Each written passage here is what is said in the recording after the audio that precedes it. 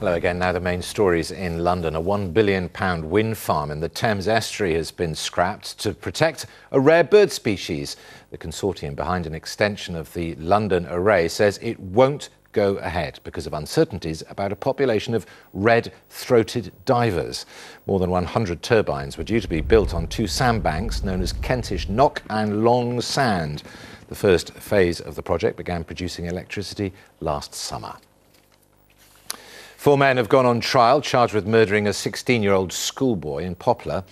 Ajmal Alom was stabbed in the leg in August last year, just days before he was due to get his GCSE results. He was with a friend near his home when the pair were attacked by a gang. The postal group TNT is to create 400 jobs in northwest London under plans to double its workforce in the capital. The company says it'll focus on opportunities for young people and the long-term unemployed at the new units in Camden, Willesden, Colindale and Harrow. A London university has spent £20,000 creating a new pub for students. But this isn't your typical campus drinking hole. It's been fitted out with secret cameras and hidden microphones to get an insight into the drinking habits of the younger generation. Ruth Banks went to take a look. It sounds like a student's dream, a pub where you can drink for free right on campus. But this isn't a place designed for big nights out. It's actually a research laboratory created by psychologists at London's South Bank University.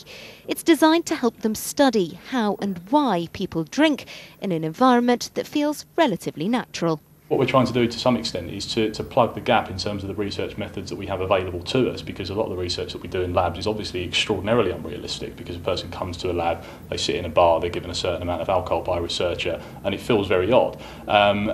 If you go out into the field and start to do research in pubs, which we have done, that's obviously much more realistic, but very difficult to control from a scientific perspective to get reliable, replicable findings. And so this facility is effectively something in between those two. It's an environment where a person knows they're not actually in a pub, they haven't come out for the night to come and have a good drink, but it's an environment that just makes it much easier to feel as though you're in a pub environment.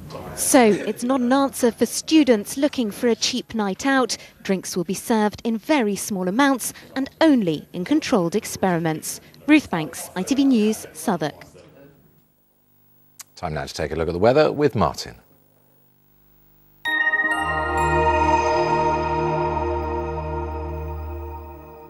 Hello again, staying dry and fine for the rest of today, but then tomorrow things are slightly more unsettled, so it is going to be quite wet, particularly around about mid-morning. For this afternoon though, relatively cloudy, some brighter breaks. It is going to be dry for most of us though, and with a relatively gentle breeze, feeling quite pleasant too, with highs of 11 degrees.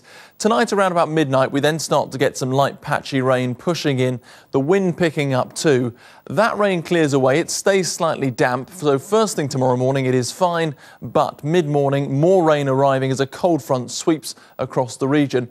Once that's cleared away into the afternoon, things are looking more promising. The cloud breaks up, so we get some sunny spells. There will though be 1 or 2 lively showers. Temperatures once more up at 11 degrees. I'll see you later. Goodbye.